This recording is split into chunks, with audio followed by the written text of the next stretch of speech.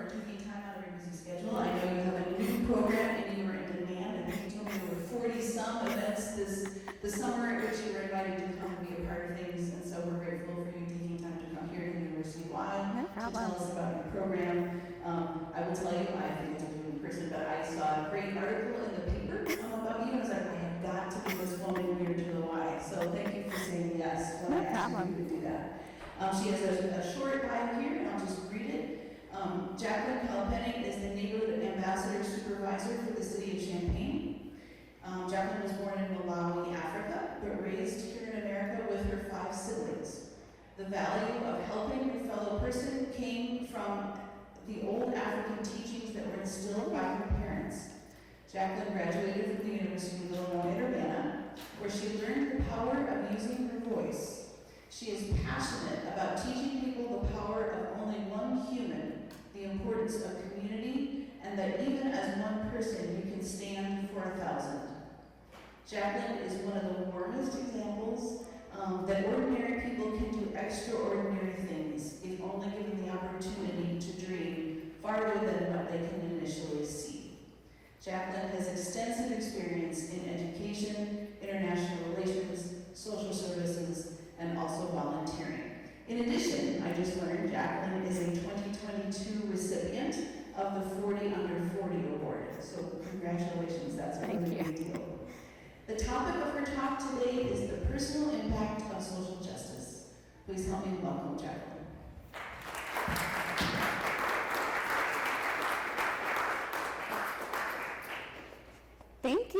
Thank you so much. As stated, my name is Jacqueline Kalipeni. It sounds so much cooler when somebody else is announcing you though, you know? So thank you guys so much for giving me the opportunity. I am the Neighborhood Ambassador Supervisor for the City of Champaign. It is a new program that I am spearheading under the direction of Carrie Wyman and the management of John Ruffin. I want to talk a little bit about the program that I'm helping currently put together for the City of Champaign, but overall, I really want to talk about how social justice does impact our communities and how you as an individual can also assist and help in that manner. All right, so just a little bit of a story about how our program started. So our program is actually being funded by ARPA. One of the good things is that we are addressing 2 key city council goals. These goals are keeping our community safe, and our city invests to support its vibrant, diverse neighborhoods. I'm originally from Southeast Africa. I'm Malawian. I also identify as Black and a woman. I identify as a sister. I'm a lot of different things. And one of those things that you realize is that a lot of people in our communities also identify as different individuals. And those individuals, if we work together, we can really make something amazing happen. The purpose of my program is really to also help deter crime. So if you see something, you say something, but sometimes those things are hard when you're doing it by yourself. So my team is there in a lot of different spaces, whether it's downtown or in neighborhoods or talking to leaders, whether it's in the community or at the university, in different residential areas. We are available and around for all of those things. Our goal is to also help reduce calls for services to first responders. So sometimes you'll see that you'll get 19 calls for the fire department, but it's actually something that's more of a mental health crisis and they need resources. My team is available for our first responders to hear the issues and calls that they're receiving that maybe just need additional resources that those residents don't know about. No, just kidding. No, won't change my slide. Just kidding. We're still having errors. Got it. There we go. All right. So here you can see that there is a response to public safety and gun violence concerns. The city has put together the gun violence blueprint through the Equity and Engagement Department. We are working hand in hand with them.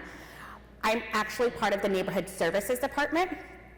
You will see neighborhood programs, code compliance, neighborhood relations, and the neighborhood ambassadors that's under the Neighborhood Relations Program.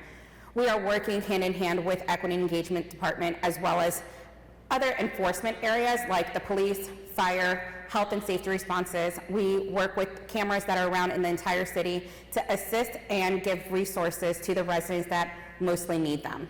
One of the things that we have learned in this research is that the city of Champaign is high in resources, but we're also high in poverty. So how can we blend those two things together? How can we get the right resources to the right people in the right areas? So our program overviews, we are a highly visible city brand. So you'll see my team in orange in the downtown area. You'll see them in orange in residential neighborhoods. You'll might sort of kind of see them in orange at U of I, but you know, everybody is in orange here, so you might miss them or skip through them. But you know, when I went to U of I realized that sometimes, even though I was a townie, I hardly ever went to the town. The goal here with the Neighborhood Ambassador Program is for us to be able to bridge that gap between the university, the community, and the city of Champaign. What we want to do is we want you guys to know that you belong with us too, and we belong with you. And we're together in all of this, you know, organizing and fighting for social justice and getting the people the things that they need. We're in this together. So if you find yourself in the downtown area and you find yourself lost, if you see somebody who's in orange, you can ask for help. If you find yourself graduated and you find yourself having a family here and you need resources, you can call somebody in orange and they'll be able to assist you in the resources that you need. We don't expect people to know everything about everything. That's the purpose of having a village. At the City of Champaign, we're trying to create that village that you feel safe and comfortable to actually talk to us and be able to talk to you again. We want to rebuild that gap that we have seen is a little broken after the global pandemic that we saw, and we saw that people were inside and people weren't talking to anybody anymore. I want you to be able to look at your neighbor and say, will you be my neighbor? I want you to look at your neighbor and say, here's my Instagram handle. Don't you want to be my friend?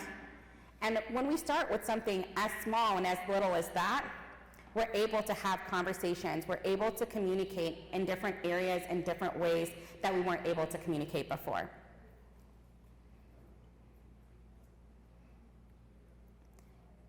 You gotta love technology. So the program operations, as you can see here, there are 5 neighborhood ambassadors. It's me, I am the neighborhood ambassador supervisor, and then I have 4 people underneath me. We work together. The motto that I have for my team is one band, one sound. I don't know if anybody has ever watched Drumline, but really that's our goal. Our goal is to be able to be one unit together all the time. We want to be with you, and we want to be a part of you, and we want to build relationships with you. We no longer want to just be the city organization. We want to be part of the conversations outside of the 8 to 5 hours. There is a neighborhood relations manager and an admin assistant, and then my team. And that's how we really run the Neighborhood Ambassador Program. Similar to, you know, how my dad ran the family. It was my dad, and that was it, you know? But we don't want to do that anymore. We want everybody to be able to feel like they are a part of the conversation and that their voice matters. And so what we're doing is we're going out into the community, and you're going to be able to see us, and we will see you, and we'll be able to have that conversation together. Our program is an all year round program. Over the summertime, this is the hours that we had. It was Tuesdays through Saturdays. Tuesdays and Wednesdays, we worked 1 until 10 p.m. And if you know anything about city government, it's usually done at 5 p.m. We are open and we are available and we're ready after 5. So if you see somebody, say something. We'll be able to talk to you. We'll be able to have that conversation. We'll be able to go to your events. We're here to support you. We want to be your cheerleader. We want to cheer on everything you're doing, dreaming about, thinking about, and even worried about. We want to have those conversations, and we want to have them openly in a safe environment. Thursday through Saturday, you'll see my team is available from 3 until midnight. So that is going to actually end as of November 1st because we're into our winter hours and our winter schedule has changed. So my team will be working Monday through Friday, 1 until 10 p.m., but still keeping those evening hours because we really want to be available for people after 5. I know what it was like being a student where, you're going to school all day, some of us are working, and you just don't have time to call the city building before 5 p.m. If you are going through something, how do you reach out to the city? Who do you talk to? And if you send an email, does it die at the email? Sometimes we really want to talk to a real, live, living human. And so that's what we're here for. We're here to really assist after the 5 p.m. era. So the goal of this city organization's Neighborhood Ambassador Program was to have a real robust engagement plan for the summer and fall. The original idea was we were going to have 9 engagement opportunities. Overall, my team did 45 different events from May 26th until present day. 45. And that was for residents, for the city organization, for our community partners, and everything in between. We went to the Pride Parade. We met some visitors right here on the left-hand side in the Rolling Stones shirt. They were visitors coming into Champaign. They were actually a band. They were performing at the Axe Bar, and they didn't know where to park. And we saw them parked in the wrong place, and we were like, hey, by the way, you might want to move your car, because if you park there, you're going to get towed. How would you feel if you came to Champaign and you were just visiting and you were traveling and you were trying to have a great time and you went back to your car and it wasn't there? Man, that would really hurt your feelings about coming back here, right? The goal that my team has is that we want to be sure that you understand the rules and regulations and enforcement that are happening in the city, but we also want you to know how you can fit within those limits. You can still park downtown, just maybe not in this area. You can still have a good time, but be careful when you do this. You can go out, but maybe you shouldn't drink out on the sidewalk. There are rules and regulations that all of us have to follow, and we just really want to make sure that you know and you understand what those rules and regulations are. We're here to have an amazing time with you. We've worked with the United Way and community coalitions, and we were able to help put together the Victory Over Violence event that was at the Hedge Pop Park. That was about $300,000 that was raised to help other community organizations get resources that they need to help our local residents here in the city. We are working together to make sure that we are together in all of this. Now, one of my favorite things about what we do is that we do a little bit of everything. We are building parks, we are helping you downtown, and we are helping you throw your trash away. So one of the things that we have been able to do is we have been able to increase the small grant funding applications that the city has had in the last years. In the 6 months that my team has been here, we increased the activities for small grant applications by 61%. 61%, which allowed other people to be able to get those small grants, get the things that they needed in their neighborhoods, and be able to get the funding that they needed to do things like a cleanup. A cleanup event allows people to get a few dumpsters and tell their neighbors, hey, do you have that old couch that you've been wanting to throw away for the last 3 years? Well, here you go. Here's an opportunity to be able to do that. We have been able to help students figure out different opportunities to be able to get the reading assessments that they needed.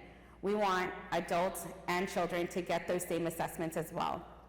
We have also increased the activity that neighborhoods are actually doing. So there's a 50% increase in neighborhoods cleaning up their own neighborhoods. We really want to keep Champaign beautiful, and I know when I walk around, it's just a pride that I feel that I see that people are keeping the city beautiful. And so we were able to increase that capacity.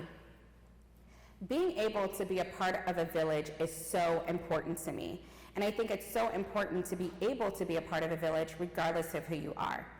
Now, as an international student originally coming from Southeast Africa, it was so hard to understand what exactly I needed to do here in America. It's hard also being an international student because there's so many family that you have left back in your home country. How do you balance both worlds, right? And that is a part of the conversation as it relates to social justice. There's a lot of us that are here in this community, in this school, at this university, that are trying to balance both worlds. We're trying to figure out how to be an American, how to be an African, how to be Black, and how to be a woman. And there's so many other things in between all of those issues. How can I help my community? For me, it's through this program. Being able to spearhead a program that has never been done for the city organization, to be able to talk to people who look like me, that feel like me, that have had incidences like me, that have had issues like me. I'll tell you that it's not a linear way to getting to a program like this. I did not get to the city of Champaign in a straight line. In 2020, my entire life fell apart. In January of 2020, a really good friend of mine passed away due to complications of diabetes. In February of the same year, my best friend was murdered right down the street on Anthony Drive. In March, COVID happened. In April, my father died.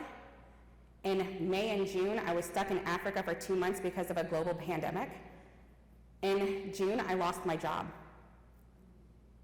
How do you continue when everything feels broken? It's through community. And that community is how you continue to go. What I've been able to do with the Neighborhood Ambassador Program is to remind my fellow neighbors, to remind the people that are sitting right next to me, are you okay? Because sometimes it's just as simple as asking somebody if they're okay, if we're gonna get to the next step. It's not easy doing what we do, but it is possible. I'm gonna take this moment so that we can have a conversation and we can be friends. I wanna be besties. All right, thank you.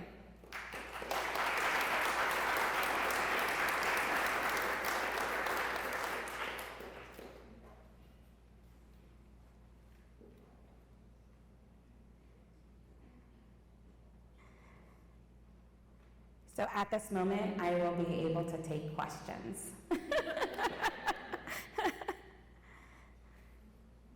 Yeah. So you talked a little bit about the helping some visitors not get their car towed, and there seem to be some changes in sort of parking regulations downtown. Could you talk a little bit about what has been happening downtown over the past year or so, and how the city is responding to that? Maybe even a little bit about the city's sort of principles in responding to that. Yes, so the question is, what has been going on downtown as it relates to parking, and how has the city been responding to those things? So there's been a lot going on downtown. As we saw in a lot of cities throughout the United States, there was an increase in violence in so many different areas. And so what we've been trying to do is to create safe spaces and places for people. We want you to feel safe downtown. We want you to feel comfortable downtown, whether you're new to the city, whether you're old to the city, whether you've lived here your whole entire lives, or you've lived here for one day. Things change throughout that. And so to be able to assist in what's been going on, we have changed a little bit of the parking situations. The reason why is because there have been parties that happen on the street. And if you are a small business owner that has not had a lot of traffic for 2 years, we want the party to go inside the business. And so to be able to, meet everybody in the middle, we stop parking at 10 p.m. on Thursday, Fridays, and Saturdays on Walnut Street, but there is actual parking downtown. So you can go to the Hill Street parking lots, you can find other parking garages in the downtown area for you to be able to still have a safe and fun night. There are a lot of different opportunities, and so we are working together in this situation. My team is going to be going out into neighborhoods, into residents, now that we have a little bit of a slower time frame because we're not doing engagement activities every day. We're able to have more conversations. So what the city's response was is we really want to just create safe spaces and places. We have put the neighborhood ambassadors in the downtown area, and so what we do is we actually go to every single bar and restaurant in the downtown area on Thursday, Friday, and Saturday nights at about 9 o'clock till 10 p.m. to remind people that parking is ending at 10. The goal is to not get people's cars towed. So we are looking and we are talking and we are making sure we are having those, engagement opportunities with people. You're welcome.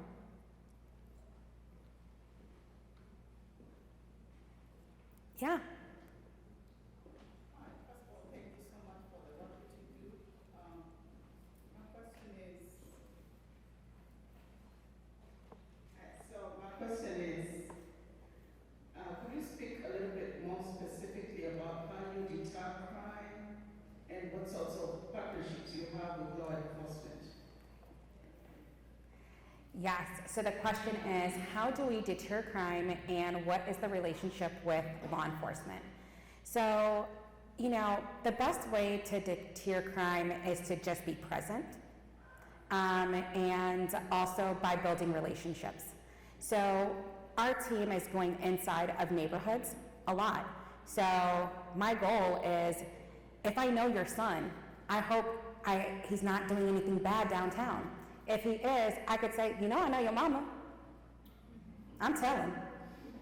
The goal is to not have to call police, right? The way to deter crime is to have those relationships. It is harder for people to commit crimes in front of people that they know and they respect than it is to just do it to anybody. And I come from old school, you do something bad and your auntie gonna whoop you, right? I'm not gonna be putting my hands on anybody's child, obviously, right? But it's that old school mentality that as a village, together we can do it, right? If I build these relationships with people, they're gonna know me. Their children are gonna know me. Their children's children will know me. And they will trust the fact that when they come downtown, if they see a crime, if they're not comfortable telling the police, maybe they'll tell me. That's the goal, right? Because not everybody is comfortable in front of the police. And that could be because of their own specific trauma. They could be coming from an international location where the police are not safe. They could be coming from an incident where they've never felt safe in their own house. And so there's a lot of different reasons why people might not talk to law enforcement. I am not law enforcement. I am just your friendly neighbor, your girl next door that wants you to be safe and have a good time. And the best way to do that is by building those relationships. So to answer your question, the way that we deter crime is by building those relationships with people, getting to know them, and having them understand that I am a safe space and they can trust me with the issues that they have.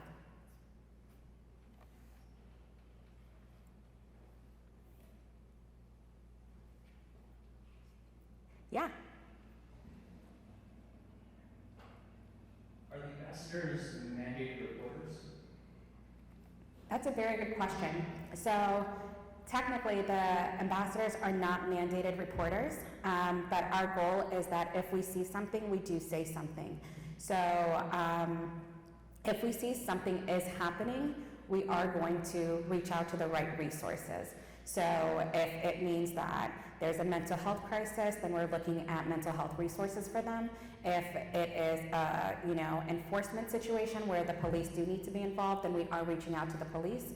If we see smoke, we're going to probably call the fire department. So we're not mandated reporters like a teacher or a social worker, but we do believe that if we see something, we are going to say something. That's also the reasons why we're trying to build those relationships, because we want people to also feel like if they don't feel like they can say something, they can say something to me, and I'll say something.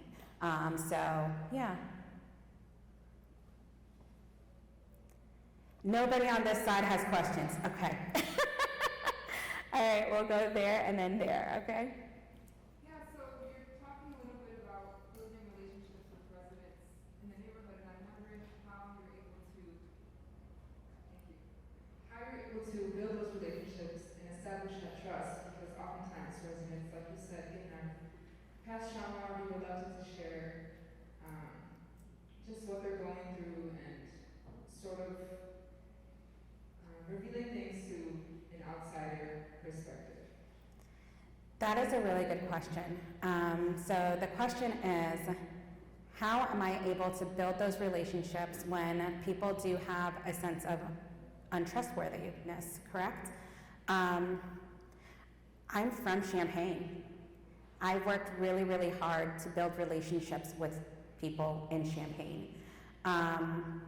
Those relationships have helped me. They've helped me in so many different avenues. I needed help myself in different areas. And I try to be like Planet Fitness, a judgment-free zone. So I don't judge people for the situations that they're in, the circumstances that they're in, whether you've been to prison or you're a billionaire. There are situations in between all of those things that we will connect. I think the best part of being able to build relationships is by just listening. I think there is a disconnect at times that somebody might want to talk to you and all they want you to do is listen, but we're so quick to start talking and answering and resolving a situation or resolving answers that don't need answers. As an immigrant, I came to the United States because my family was under political asylum. I was going to die in Malawi. I was 5, but I still feel the same traumas that I felt at 5 years old, escaping a country, coming to the United States, in a place that I have never spoken English at. My grandmother doesn't live here. All I have are just my parents. I had to learn English from kindergarten, and I'm still learning English today. So an additional part is about being able to share your own story and not being ashamed of the story that you've lived. I was telling some of the students when I first got here, I was a college dropout. I dropped out of the University of Illinois in 2007 because I couldn't afford to go to school here anymore. I didn't want to go to school here anymore, and I was exhausted. I got a job, and I was like, oh my God, I'm making money. Who needs college? Then the world fell apart. I was 38, I was unemployed, and I couldn't get a job because I didn't have a college degree. In 2020, I reached out to the University of Illinois. I asked to come back. I applied, I got reaccepted. I had 1 college credit left. I graduated in 2020. It took me 19 years to get the same degree that it takes people 4 to 5. At almost 40, I'm now getting a master's degree.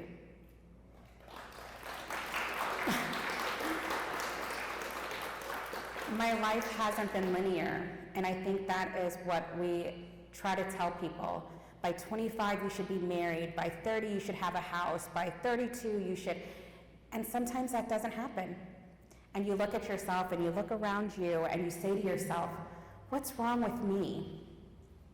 So the way that I try to build those trusting relationships is by telling people, even if we don't look exactly alike, some of our stories sound the same. And we can do this together. I think this is a really positive program, obviously, but as you noted, community building and trust building is not always easy. I'm curious if you've seen any resistance in neighborhoods greeting you not as a neighbor, but more as a stranger, and if so, how have you been able to deal with that and break that down? I haven't yet. I look at it as 6 degrees of separation to Jacqueline Kalipeni. So I know somebody who knows somebody that knows you probably, you know. I try to find myself in rooms that I've never been in before, and there are people who speak my name in rooms that I'm not in. And so because of those two things, I'm able to already have a trust foundation with people. Also, I have a pretty face, so, you know, people just like, no, I'm just kidding. It's easy when you walk in and what you want to do is help people. I think I bring a vibe that says, I truly do want to help. I don't have all of the answers, but I will find the person who does. And if I don't find the person who does, we will work together to figure it out.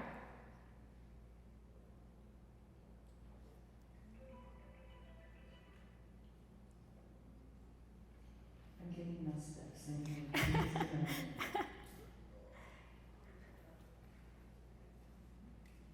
Are neighborhood ambassadors employees or volunteers, and how many people do you have on your team? Yeah. So the question is, are neighborhood ambassadors employees or volunteers, and how many people do I have? So neighborhood ambassadors are employees of the city of Champaign. They do not volunteer. But I will take volunteers, you know, like, listen, all summer long I've been needing, no, we are city employees. We are full-time city employees. It is a 2-year program that the city has right now. It's a pilot program. So we are city employees until December of 2024. At that point, we will be reassessed and to see if the program actually works. And from that point, we will be either complete, you know, city employees furthermore, or there could be a redistricting of the program. I have 3 neighborhood ambassadors currently. We are hiring a 4th person. We're in the interview process right now, plus myself. So it's a total of 5. That's the goal. Mm-hmm.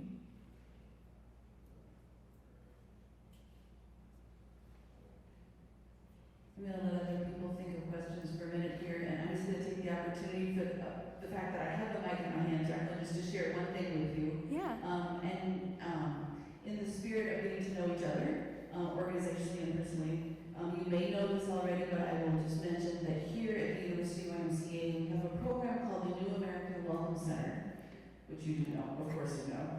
But that program is working, the staff which comprise that program are working day in and day out so hard to especially welcome recent and incoming immigrants here.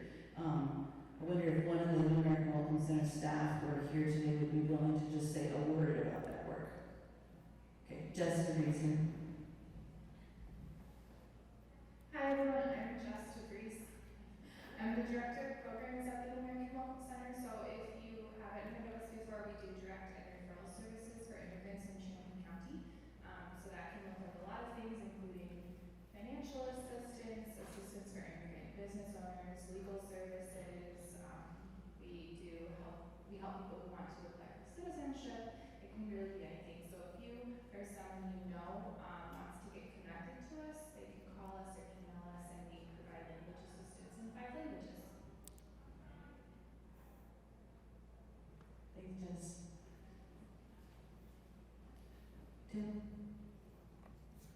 You spoke a lot about grants at the beginning of your talk. What programs do you think were most effective that were funded through those grants, and what did they do? Yeah, so the most effective were our block parties.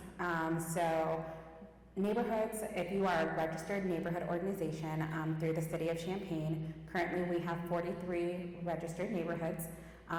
You have up to $5,000 every year to use through the small grant application. A lot of our neighborhoods, they will do an annual block party where they will get all of their neighbors together and they will get to know each other. They will hang out. They will break bread together. That has really been the most beneficial ones. But what we learned from our numbers when we were doing these numbers at the end was that there were more people who applied for cleanup events this year. So the 50% increase in cleanup events, meaning that the neighborhood reached out to the city, applied for a small grant application, got 2 to 3 dumpsters that the city sent out to their neighborhood. their neighborhood was able to use those dumpsters for a 48-hour period to clean up their houses. So we were able to help neighbors feel whole again. You know, after a 2-year lockdown, you might have gotten a lot of stuff in your house. And so being able to do a spring cleanup or a fall cleanup has really been beneficial for a lot of our neighbors. But the other thing that they were able to receive is that they got a relationship with the city organization. We have 43 neighborhood organizations, but not everybody understood how the small grant application worked, how they could apply for the small grant application, how much money they could get from the small grant application, and what they could use the small grant application for. And so we were able to really educate, build that relationship, have them understand all of the things that they can get out of those things.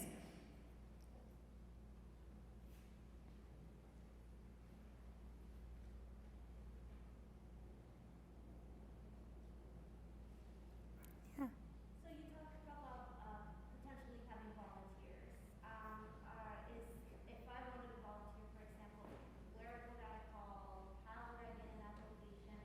And I'm thinking about building the community and having students, new students be here, international students. Do you have like an internship program? The City of Champaign does have an internship program, actually. You are able to just email me at neighborhoodservices@champaignil.gov, or there's a phone number, which is 217-403-7070. Charles Young right here was an intern at one point, and now works for the City of Champaign. So he is finishing his master's program here at the University of Illinois on November 28th. December 11th, just kidding. December 11th, he'll be graduating in his Master's of Social Work program, but he interned at the City of Champaign and now also works there. So there are internship opportunities. It's really just about reaching out, asking to see if those internship opportunities are available, and us looking to see what exactly you're looking at doing. So if you are going into planning, you know, we can see if the planning department has internship opportunities. If you are looking at, you know, IT, if you're looking at equity and engagement, if you are looking at neighborhood relations, depending on what avenue you want to, you know, take in life, you know, you can always reach out to us. We can check to see what's available, what's open, and go from there. So I have one more question, and it's actually not for you, it's for the other folks that are here in the room. But you talked about being born in Malawi and how your experiences, or young experiences in Malawi shape who you are and shape your perspective. And I'm sort of wondering for people that are listening to you, if there are thoughts that come to mind for how you might do this work in a small U.S. city to build community or to increase safety. Because I think people from different places bring a different perspective on kinds of issues. So I'm just, well, one, how might someone from Malawi, how do they approach this work in Malawi? And then thinking about other people, how might you approach or advise someone that's doing this work in the U.S.? So from my perspective, it's easy to be an American in Malawi, but it is hard to be a Malawian in Malawi. So for me, I moved back to Malawi just so that I could understand what it was like to be a Malawian in Malawi. I lived in Malawi for 6 months on $300.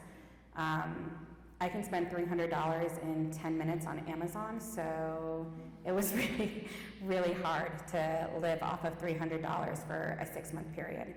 I think one of the things that we have to do, especially as immigrants, is remember that the issues where we're coming from are different than first world issues. And always remember that your experiences here are not shameful. It's just that you had these experiences. I think there's also a burden that you feel because you're here and there are people who aren't here. Don't keep that burden because it's not yours to bear.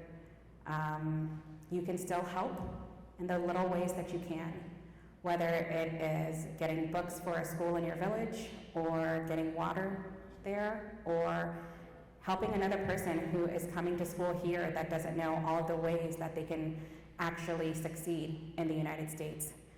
It's hard being an immigrant in America. It is very, very hard. A lot of us are doing it by ourselves. So find your village, find your community, and help the person that's also coming in.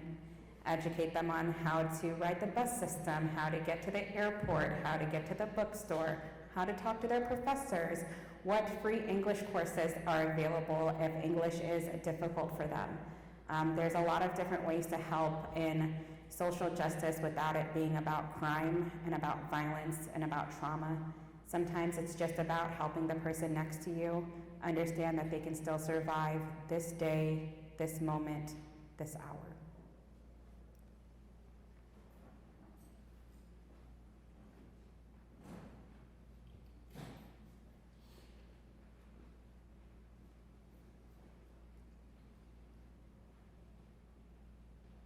Thank you.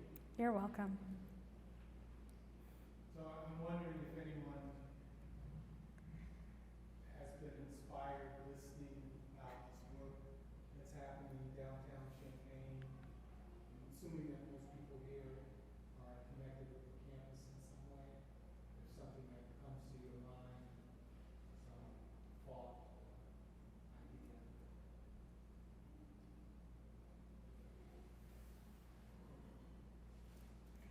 I know sometimes there is a disconnect between the University of Illinois students and the City of Champaign organization.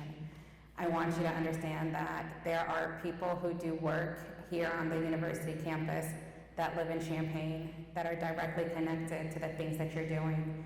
You also have the same capability, capacity, and rights to reach out to us to assist you in the things that are going on here.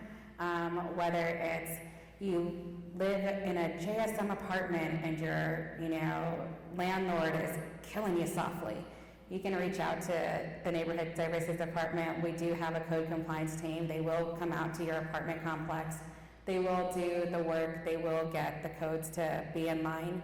If you are having issues with your next door neighbor and you have no idea how to, resolve those issues, you can reach out to the Neighborhood Services Department, and you can reach out to me, and I will help the best way that I can. So I know there are sometimes a disconnect because you guys are on this campus and you live here all of the time, but there is a world outside of campus town, and we are here for you. We are here to support you. We're here to build you, and we want you guys to succeed. Jacqueline, thank